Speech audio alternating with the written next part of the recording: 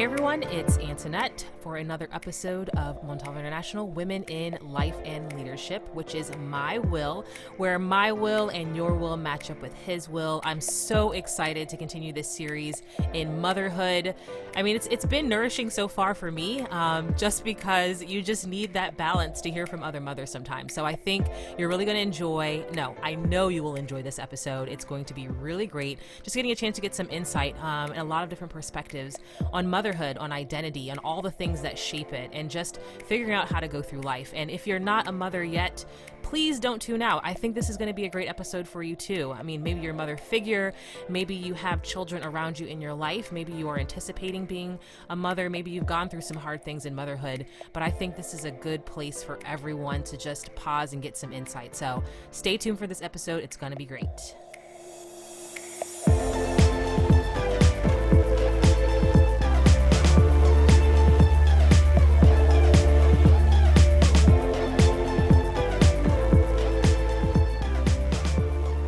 Hey everyone, it's Antoinette Montalvo, your host of Montalvo International Women in Life and Leadership, or My Will. I'm so excited that we're in a new series of motherhood, and I have a very special guest. Well, all my guests are special to me, but definitely special because this is an old high school friend's wife who is just phenomenal. We have been trying to find ways to connect and get together, and I'm really excited that we have this opportunity and for people to get a chance to know a little bit about her, and for me to get a chance to get to know a little bit about her as well too. So, Claresa, how are you?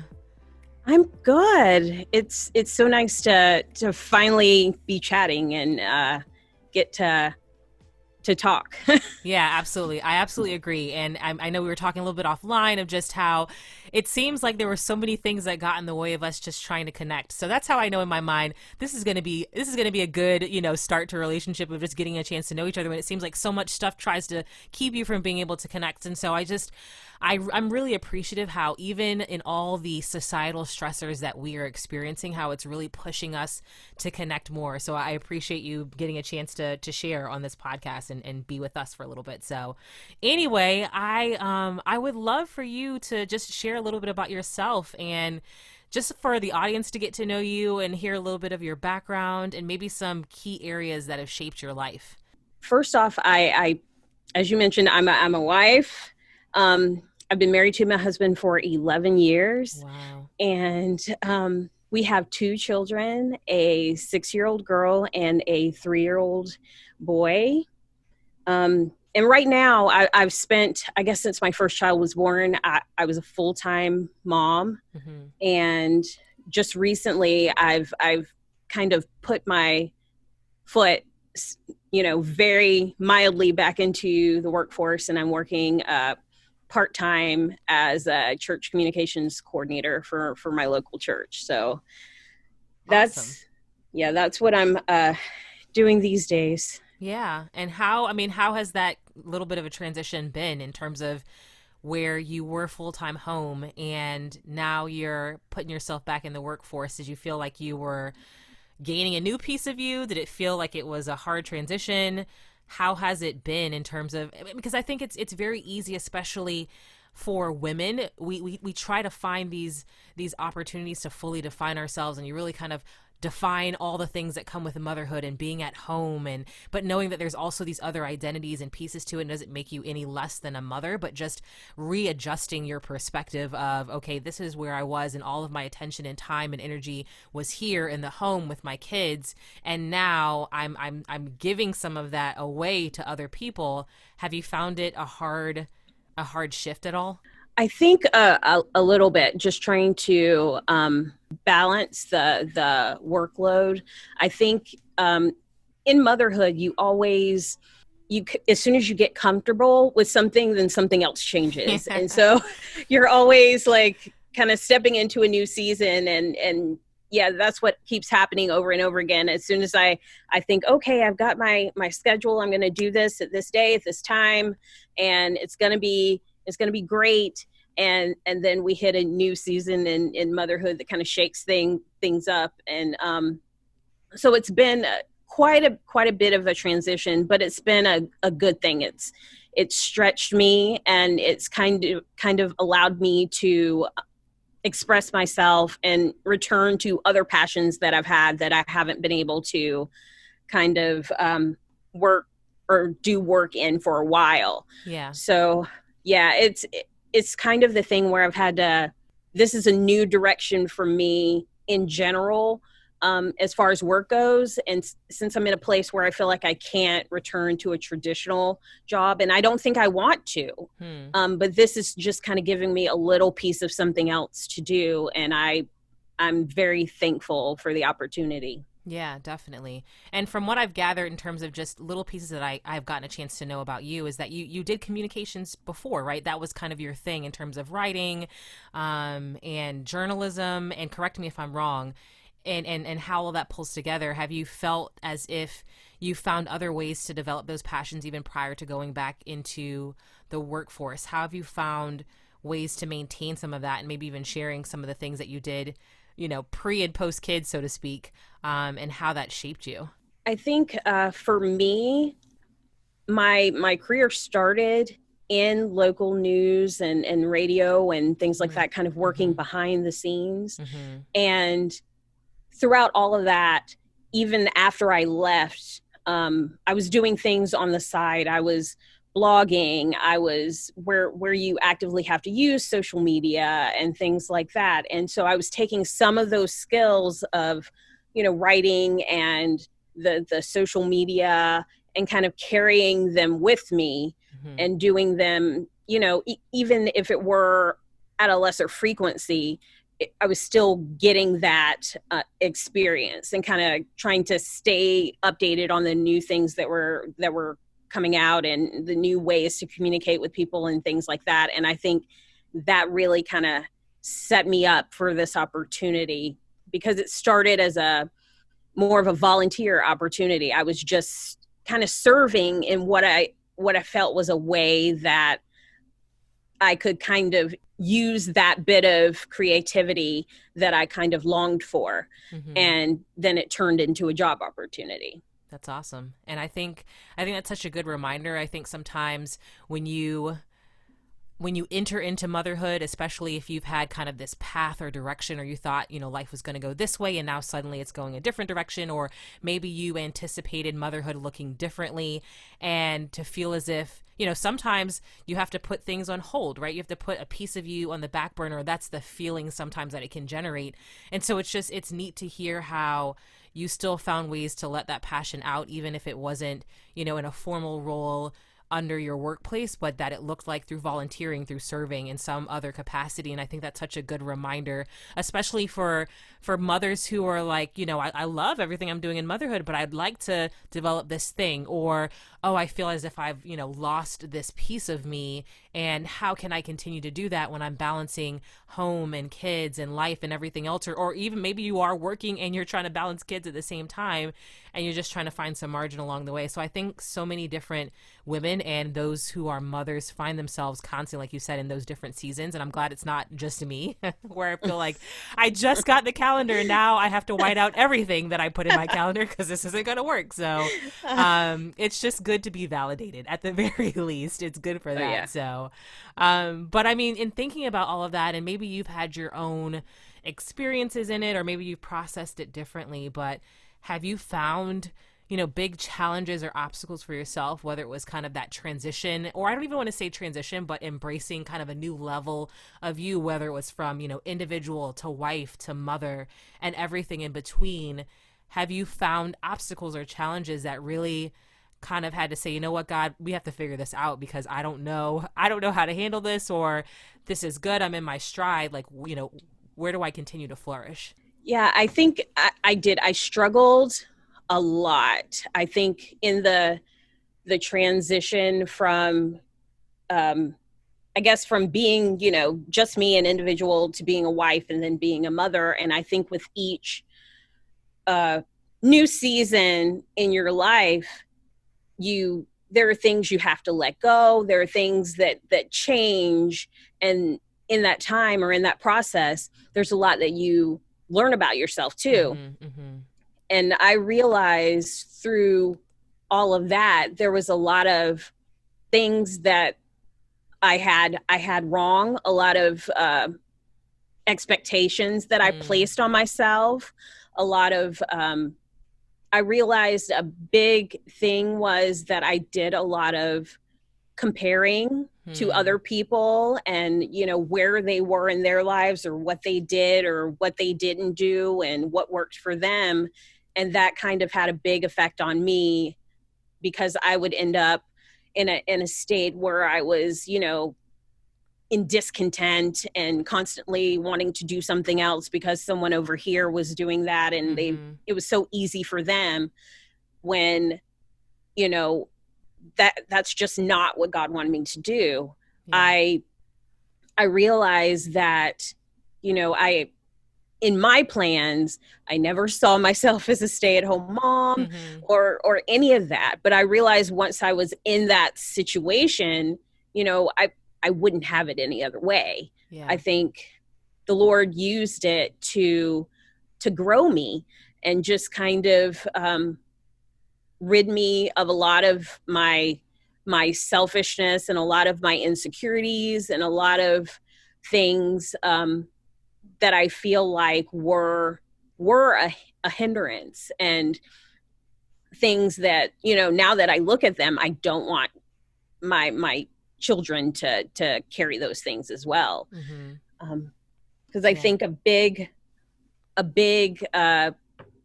part of what I've been dealing with is like my identity has been kind of a big thing that the Lord is working with me on.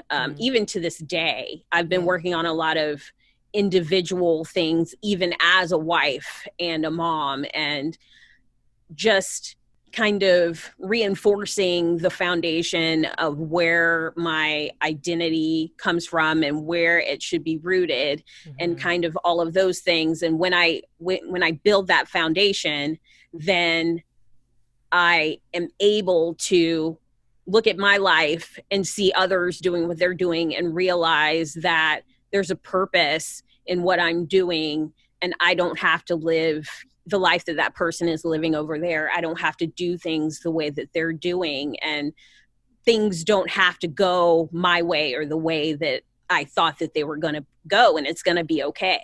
Yeah. Yeah. That's so good. And that's so rich just thinking about that. And literally it's just like, it's just, again, it's good to hear other people have to go through some of these, you know, challenges or struggles or whatever you want to call it. I'm sitting here just like, oh yeah, she's speaking my language. I love it. And I think we all go through that, right?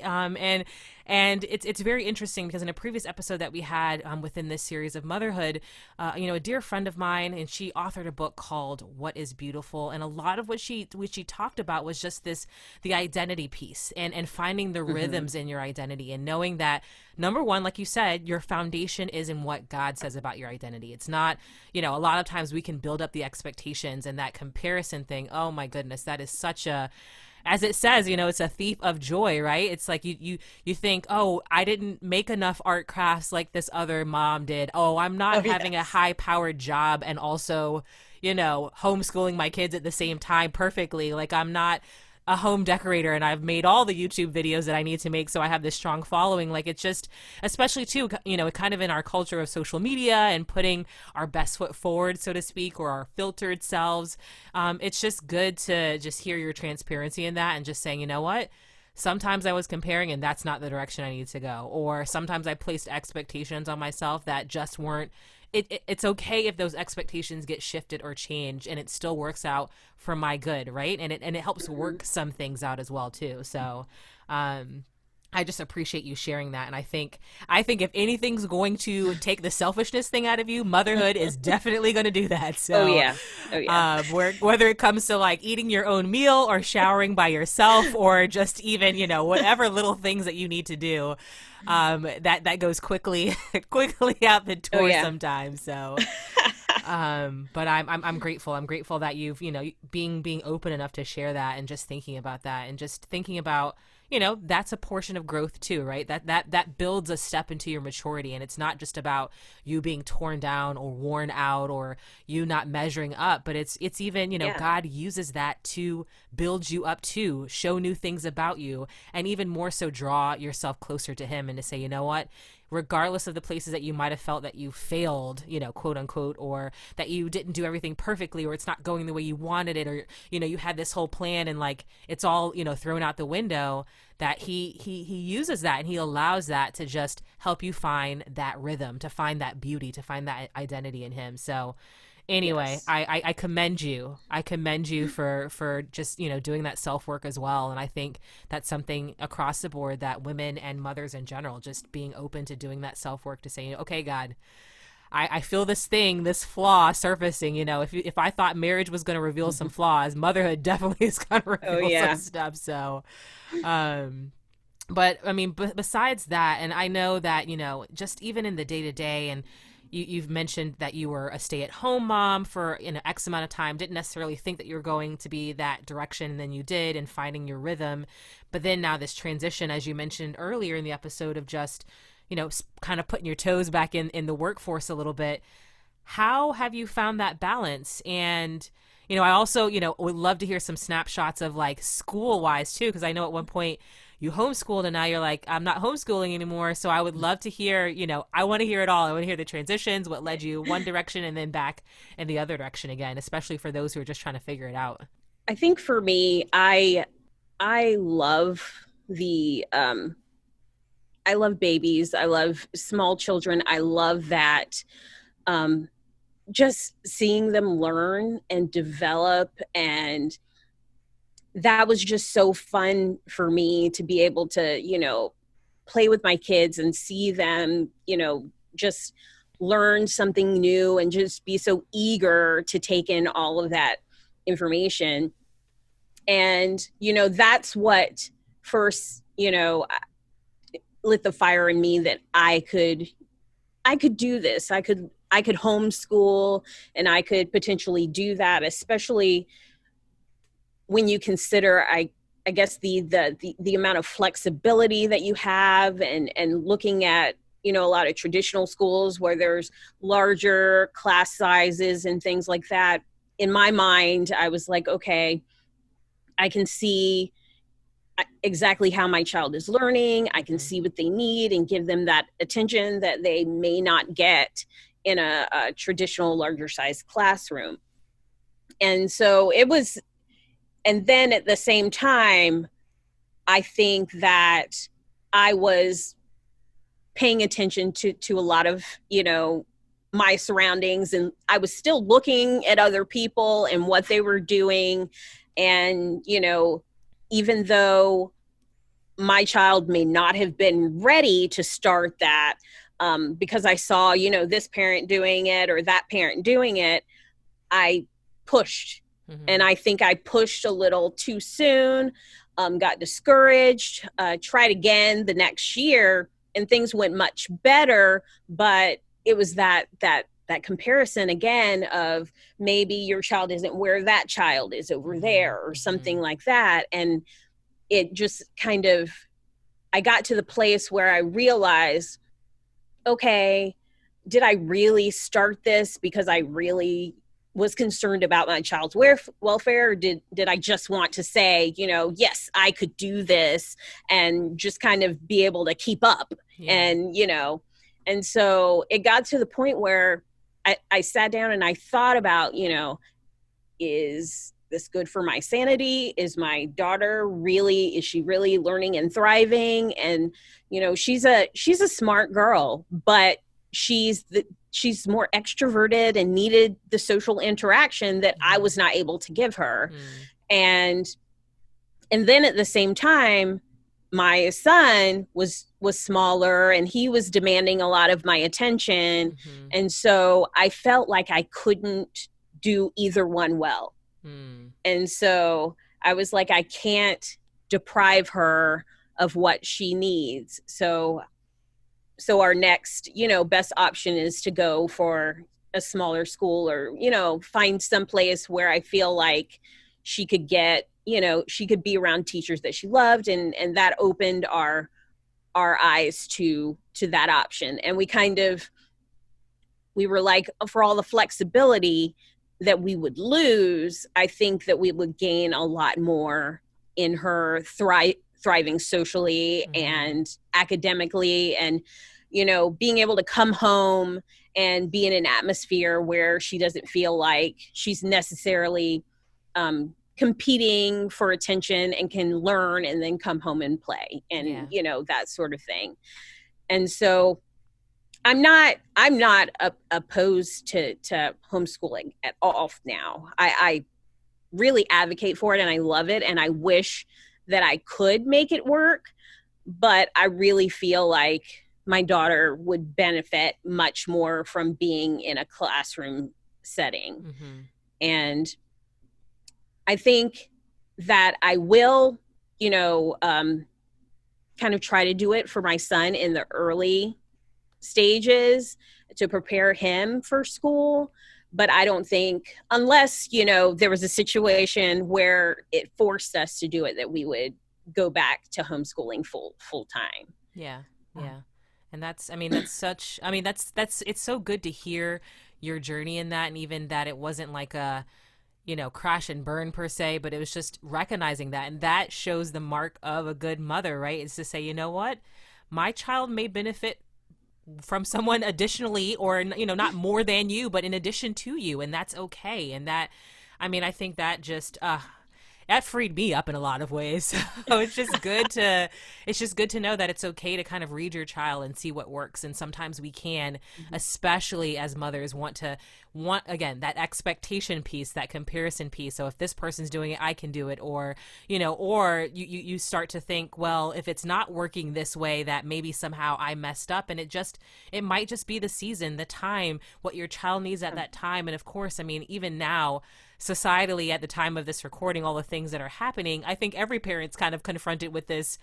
I wish we could do this, but, this may not be what we're looking for. And they might find that, I've heard so many stories of mothers who are like, I'm never homeschooling. And then suddenly, because they've kind of been placed in a predicament that they have to, they're like, I actually really enjoy this. So it's just good to know that, one, you can be flexible with yourself, and also that a portion of being, a good mother, or that positive experience in motherhood, is recognizing what your child needs. And sometimes that child may need, something additional or beyond, what you might be able to provide at that time. And it doesn't mean that that's forever, or, you're not going to be able to be intentional about how they grow and learn. It just might look a little bit different. And like you said, that your child's thriving, and it doesn't become so much about you and your success and what you want to make out of it. So I love hearing that balance, and it's just, I'm going to keep that definitely in my mind as I think about venturing into homeschool myself, and just saying, you know what, if it gets down to it, we're going to figure something else out, then we do that. But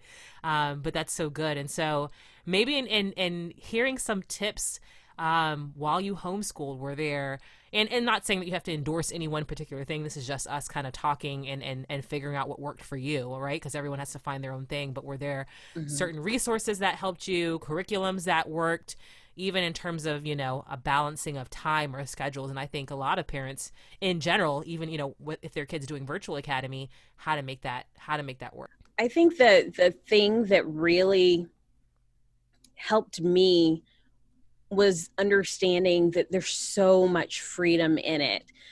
There's no right way to do it. It's whatever works for your family. That's how it, can be.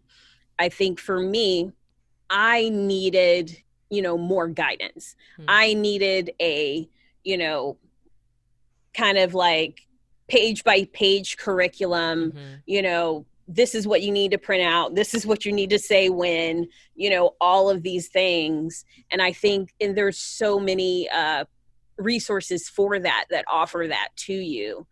But at the same time, kind of realizing that there's so many different kinds of curriculums, and there's so many different kinds of children, and however you think your child learns best, that's okay.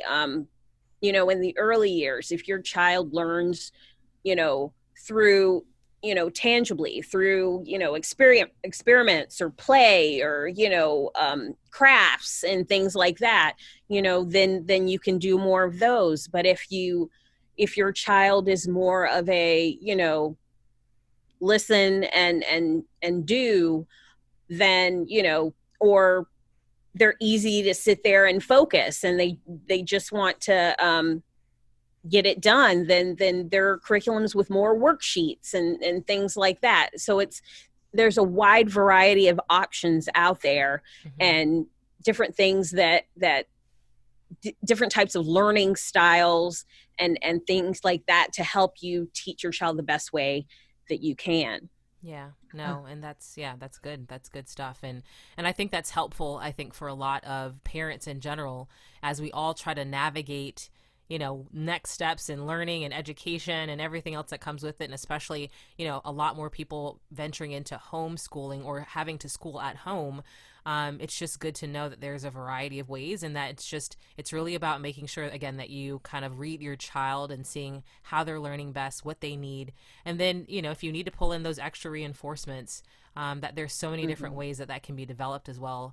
And just being okay with saying, you know what, I didn't fail if I couldn't figure out all the details or what was best. But it's you find that success in knowing that, hey, I might need to shift gears, or I might need to find another method of teaching or learning, or maybe finding another resource that's going to help me. So believe me, I'm taking notes. I'm definitely taking notes. And I think the one thing that I wanted to mention, that like almost all of the homeschool moms that I run into and speak to, they say that for the most part, they reassess every year. Because you never know different situations, or where a child may be in a certain season. They may want to be in a traditional classroom or learn better that way, or there can be, online school, or you could actually, do the teaching yourself. And so there's a lot of different things that can change. And so just to be open to that and not always think it has to be the same way for the entire duration of their schooling for a child. And for any child, for that matter. I know some families where, maybe one or two kids go to school and then the other one is homeschooled because, they may need something different. Yeah. So, and homeschooling is supposed to be something that does not take nearly as long as traditional school. So what you could get done in probably 3 hours is what it would take a full day of traditional school to get done, because there are a lot of kids to manage and a lot of, things that you have to go through. So even if you're working a full-time job or part-time or something like that, I've seen parents who can do, a couple of hours in the evening or something and still get it done. Yeah. And so, yeah, it's there's a lot of freedom and flexibility if that's something that you want to do. Yeah. No, that's very good. And I think that helps kind of free up the mind a little bit too, because again, especially if you're homeschooling for the first time, or you're doing online school and a lot of your concept may be from traditional schooling, you try to fit homeschool into the box of traditional schooling, when homeschool, it's kind of its own thing. It's its own entity in a lot of ways. And so I think, and I've seen, several different friends who, like you said, they work full-time jobs. And then in the evenings, it's school time, and just being able to find that balance that works for your family, and knowing that, it's not so much about the construct. It's just making sure that they have the right context and information, and that you're, again, reading your child and providing that information. And even just knowing, like some kids might be this way and others might be that way. So I think that's, again, just such an important piece within motherhood in general. Just, again, recognizing what your kid needs. And sometimes you get that right immediately, and sometimes you're like, oh, now I see what's going on. So it's, it's good even in that flexibility and that reminder. And it's a good tester, and just in thinking about how you want to see them develop and learn, and all the other pieces that come with them maturing and growing. And definitely that time, regardless of, if it's all done perfectly or not, just that time that you invest in them is huge. It's instrumental. And I think that's really important, especially with so much vying for our time, right? There's so much that needs our attention at every given moment, and it can feel very overwhelming of just like, I want to give all my time here and here and here, but I can only do one thing well, right? Like you said, you can only do a few things well, and it's just being okay with recognizing that about yourself. And so in thinking about, just now that you are making this transition a little bit into the workforce, how did you know that you were ready, and how has that felt so far? I mean, I'm not sure how far into the season of this that it's been, and especially in the middle of, pandemic and everything else that comes with it. How have you been able to balance and manage that? I think it's still a work in progress. Thankfully, I get to work from home. Mm-hmm. And so that's where I'm still trying to work things out, because even though my daughter's in school, I still have my 3-year-old. So it's kind of the thing where sometimes there are days where there's a lot of TV and I have to give, Yep. there's got to be grace, and, I can't beat myself up about that. And I know it's, in the grand scheme of things, it's only a season, but I'm trying more to make the time to where, those hours in front of the screen don't become his primary memories. And so, I think that's where I am right now, just trying to work things out to where maybe I get my stuff done, but I still have time to balance, spending time with him and things like that. But the job itself, it's just part-time enough to, for it to be like maybe a couple hours a day if I work it that way. Yeah. And so it doesn't take too much of my time away. And so I still get to enjoy being a mom at home, but I still, get those couple hours where he sits down in front of the TV and I get things done. Yeah. So, yeah.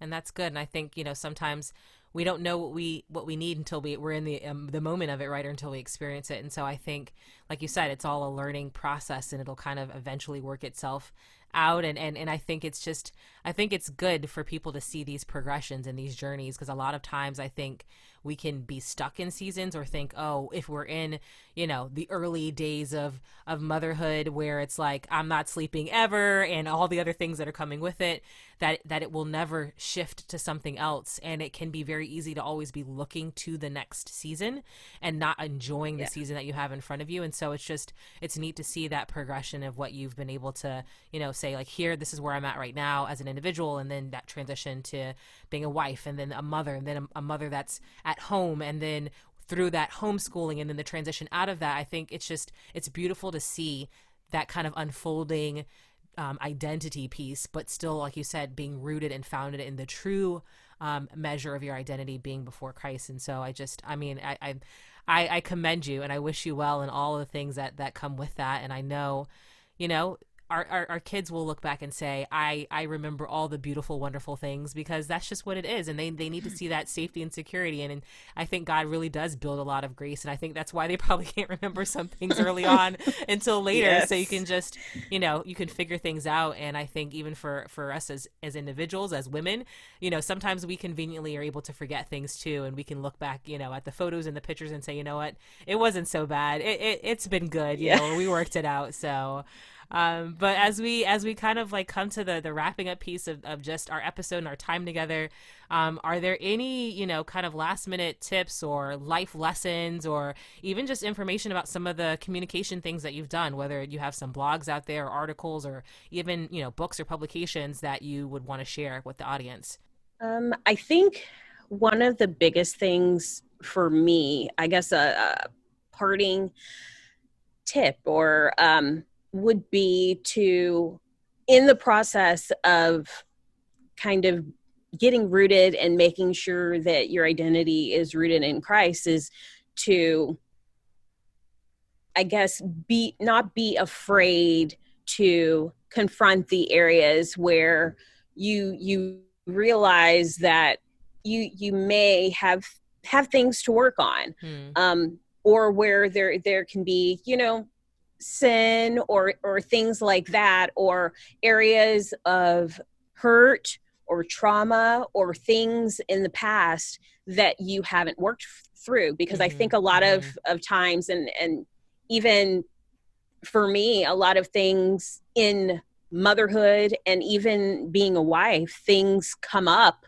and then you realize, why am I acting this way? And then you realize it's, you're triggered by something that, happened back in the day, or something like that you haven't dealt with, and you're behaving out of that, not necessarily, out of the current moment. And so I think that it's helpful to address those things and see where you're perhaps, trying to find your identity in other things, or trying to hold on to things that you perhaps shouldn't be holding on to, and just ask for help in dealing with those things. And so, that's been a big thing. And I think that as my daughter's gotten older, it's interesting that I see pieces of myself in her, and I notice, I'll notice certain things that she struggles with, and I see that in myself, and I realize, oh man, I haven't dealt with that myself. And so I need to deal with that myself so I can help her deal with it, and be able to show her the grace, or teach her how to be able to receive the grace that God gives us in those areas. Yeah. So. Yeah, that's good. No, and I think that's such a good, helpful reminder that, you know what, even as a mother, you are you. You are still you. And it's very true. It can be easy to hide behind the things that we can do and not think about, what's actually triggering those things or causing those things. So, for anyone out there that's listening that needed the permission to continue to work on you, you have the permission to do so. And the more that you are able to, just like those examples, when you put the oxygen mask on yourself first, then you can help someone else put the oxygen mask on themselves as well. And it's so true that, a lot of who we are get reflected in our children.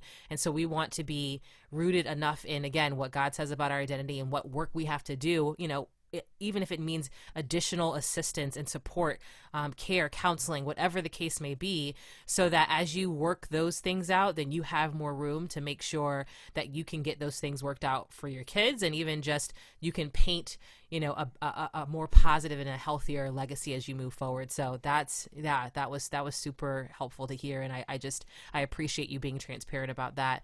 And if people wanted to get in touch with you, I don't know if you have an Instagram, or if you want people getting in touch with you at all. I don't know. But do you have like a website or something if somebody ever wanted to kind of, get some insight from you or just get to know you? And if you don't, that's totally cool too. Well, I have a blog called Finding Inspiration, and that's at findinginspiration.net. And outside of that, on social media, on Facebook, Twitter, Instagram, you can find me at Claresa Inspired. Claresa Inspired. Perfect. And we'll definitely put those in the show notes so people can connect as well. Obviously within reason, because we're all trying to figure our lives out right now. But I appreciate you so much, Claresa. I'm so glad we were finally able to get a chance to connect. And I thank you for your transparency, your openness, and just reaffirming that, we are all kind of in this journey of understanding our true identity, mothers or not, and all the things that come with that. And so I absolutely appreciate you sharing with the audience all the things that you've encountered. And I pray many blessings in all your transitions. And I know that as time goes on, when we talk again, we're going to look back at this, I'm sure, and say, that was nothing. That was nothing. So I really do appreciate you completely. So anyway, thank you so much, everyone. This is another episode of Montalvo International Women in Life and Leadership, or My Will. I'm so grateful that you got a chance to tune in. Share this with a mother that you know, a soon-to-be mother, and someone just trying to navigate the day-to-day so that they can be encouraged and inspired and just have some community, because we all need that community in one way, shape, or form. So I hope this episode helped you. Continue to stay tuned for all the episodes that we have coming up in this motherhood series. is. And I just encourage you to stay well and make sure that you are really seeking what God says about your identity. All right, take care.